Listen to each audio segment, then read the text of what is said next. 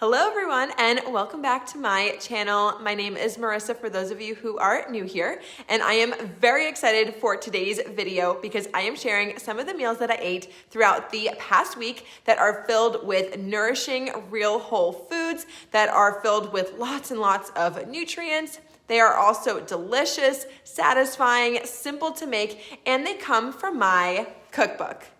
So I thought that this would be a really fun video, and it gives you an inside look into some of the recipes that you will find in here. I am so passionate about food and eating, and I grew up essentially in my kitchen cooking alongside my mother and my grandparents, and I learned from a very early age that food has a wonderful way of nourishing your body and also bringing people together and showing love for those that you care about. There are 23 recipes in here. I like to call them my staple recipes. They are some of my all-time favorites, my go-to meal ideas that I make each week. And I really wanted this cookbook to feel very doable. It is not overwhelming at all. So if you are more of a beginner cook or a little nervous or stressed out in your kitchen, then I think that you are really going to love this cookbook.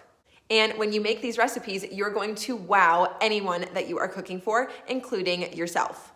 Every recipe in here has a photo that I took myself that was really important to me. I personally tend to really love and gravitate more towards cookbooks that have lots and lots of photos in there that really showcase what the food is supposed to look like when you're done making it. I feel like it's a nice boost of encouragement when you're like, ooh, it pretty much looks just like that. I had a sweet friend take the photos that you'll see of me, but all of the other photos I took myself, and I am very, very proud of this book. So without further ado, let's get cooking. Most mornings I make oatmeal for breakfast, so of course I had to share my simple everyday oatmeal recipe in the breakfast section of my cookbook. And today I am making it on the stovetop, but you can also make it in the microwave, and usually that's what I will do, especially on busy mornings where I need to make breakfast fast, but today I had a little bit of extra time, so I made it on the stovetop. The reason that I love oatmeal is because it is become a real integral part of my gut health healing journey. A few years back, I really struggled with my digestion, and I found that when I was trying to figure out what I could do to naturally support my gut health, when I started my day off with this particular oatmeal recipe that I'm sharing with you in this book, I really had much better digestion throughout my entire day. Oats are a good source of soluble fiber like beta-glucan, and one of its functions is as a prebiotic, which helps to stimulate the growth and activity of the good desired bacteria that exists within our gut that we truly, truly need for optimal gut health. But it also, interestingly, helps to inhibit the growth of bad pathogenic bacteria. So that's really amazing, and a huge reason why this is really great to help support gut health. And then additionally, oats are also a good source of antioxidants, which help to protect the body from free radicals, oxidative stress, and inflammation. And oats are also a good source of vitamins and minerals, including manganese, magnesium, zinc, and vitamin B1.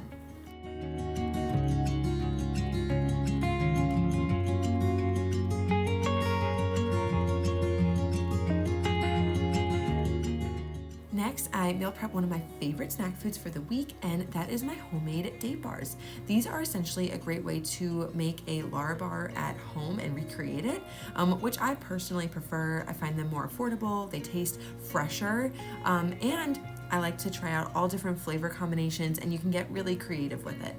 So in the cookbook, I shared 11 of my favorite flavor combinations and how to make them.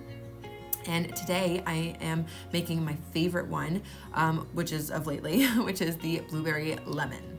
So after pitting the dates, I put them in a food processor along with some fun other ingredients. So I've got some almond butter, and I also put in some walnuts. If you can't eat nuts, that's totally okay. You can sub in sunflower seed butter, and you can use pumpkin seeds or even safflower seeds. I actually really like that combination as well. I think it tastes really good. And then I added in some lemon zest, which gives the best fresh, bright lemon flavor. And then I also put in some dried blueberries. Do not use fresh, okay? I made that mistake once. Don't do it. Use dried fruit for this. The just problem with the fresh fruit is that it just gives too much water, and you're not going to really form like a nice bar or a ball shape for these, for this recipe. And then I also had some dried cherries that I wanted to use up as well, so I just threw those in there as well. And like I said, when you're making this at home yourself, you can get kind of funky with the flavors here, and you can use what you like, and it's more fun that way, and you can be a lot more creative. And then I finished this off with some sesame seeds, which are a good source of calcium, by the way, and a dash of cinnamon. And then you can go ahead and blend it up. Now you may need to stir it around a couple of times just to make sure that everything is getting well blended. But once you are all done, it should look just like this. So it's not gonna form a ball or anything. It's just gonna look kind of like coarse. And that's exactly what we want. So now at this point, we're going to put it into a baking tray that is lined with parchment paper. You technically don't need the parchment paper, but I just find it a lot easier to get the date bars out, especially if you do like a bar shape. But today I wanted to like switch it up a little bit, and I wanted to make like an energy ball kind of a snack kind of a shape thing here. So that's what I did. So I just kind of took an ice cream scooper and got a scoop of the date ball or the date mixture and just like rolled it around in my hand to make sure that I get a nice ball shape, and then I just go ahead and place it in my parchment paper lined baking dish. Now we are not baking this. Instead, we are going to put it in the refrigerator, and we're going to allow it to set. So usually about 30 minutes to an hour works really well when I make these, and then you are ready to eat and enjoy them. You can store them in a container or a Ziploc bag, and you can enjoy and eat all throughout the week.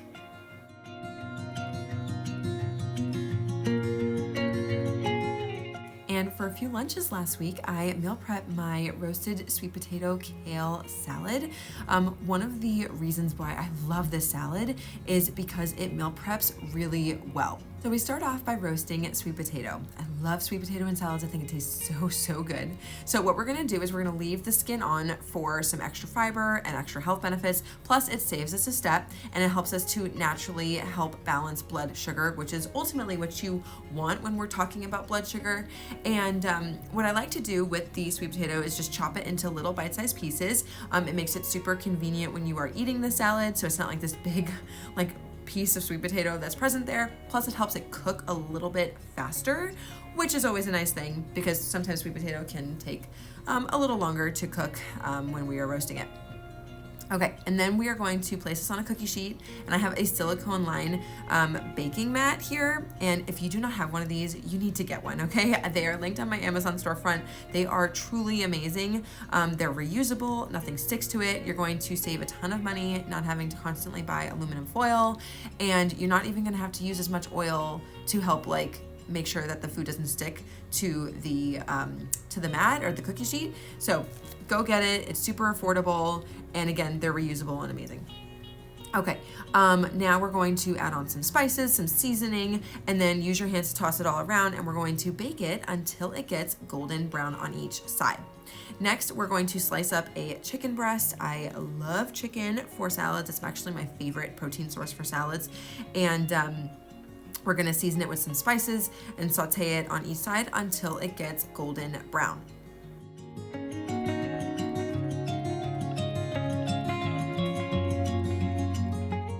Then we are going to work with the kale. So this is the only lettuce that we are actually using in this salad today.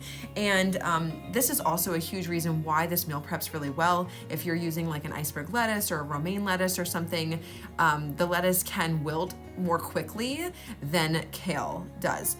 So if you're intimidated by it, don't be, it's okay. It's gonna be okay. The first time I ever worked with kale, I actually was super intimidated by it. And I was like, what do I do with this thing? But it's not too bad. All we have to do is we need to first destem it. We're gonna hold on to the stem using your other hand, take the leaves off. Then you're gonna rinse it under some cold water, get all of that all of that water to drain from the leaves. So you may need to let it sit for a moment. And then you're going to put it into a big bowl, okay? The bowl needs to be big because we need to massage it. So you're gonna put on a little bit of some extra virgin olive oil. We're gonna put on some lemon juice. And then you're gonna use your hands and you're going to massage the leaves. A huge reason why a lot of people don't really love kale is because they're not massaging the leaves. And when you do, it helps it break down. It's easier to chew. It also makes it less bitter tasting, and it makes it a lot more palatable and more delicious. And again, kale, huge superfood right here. Now, a secret that I have found to making kale salads taste so good is really in the toppings, okay? And a very, very simple dressing. So the dressing for this was the lemon juice and the extra virgin olive oil, and that's it. And then I put on some raw walnuts. Walnuts are a great source of omega-3 fatty acids. They also add a nice crunch. They have some protein. They're very healthy for you. And then I like a touch of sweetness on the salad, so that's why we have the roasted sweet potato. And then I also put on some dried cranberries. I do opt for cranberries that just have added sugar and versus an artificial sweetener. It's really hard to find cranberries that don't have an added sugar, so that's just my personal preference there. And last but not least, we add on the chicken, and that's it. So you can go ahead and eat and enjoy. And then this salad, as I mentioned a couple times, meal preps really well, so you can eat this all throughout the week. For dinner, I made my wild rice and mushroom soup. I love this soup. It's light but filling, and it tastes so good, and it also meal preps really well. And it's packed with lots of colorful and nutritious vegetables. And once you kind of do all of the chopping work, then you basically just let this sit on the stove and cook. And it only takes about like maybe 30 minutes, like once it's all put together, to really cook. A little bit longer would probably be better, but you really just need like a good 30 minutes and the soup is like good to go. So wanted to point out that I purposely left out a specific protein source in the written recipe because I really wanted this soup and this recipe to be very customizable to you, to what you have on hand in your kitchen, or to what you are personally like craving that night when you are cooking it, or what your family even likes. So feel free to choose whatever you're in the mood for or whatever you have on hand to add into this soup.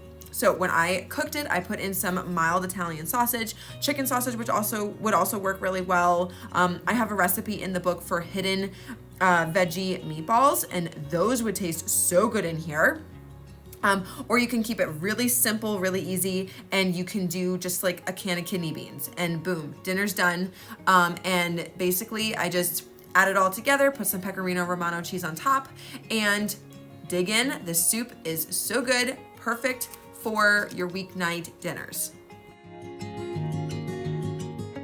And then for a dessert for the week, I have my pumpkin raisin and chocolate chip cookies fresh from the oven right here. These things are so good, and you will always find these in my freezer. They are perfect to eat all throughout the week, and they taste so good.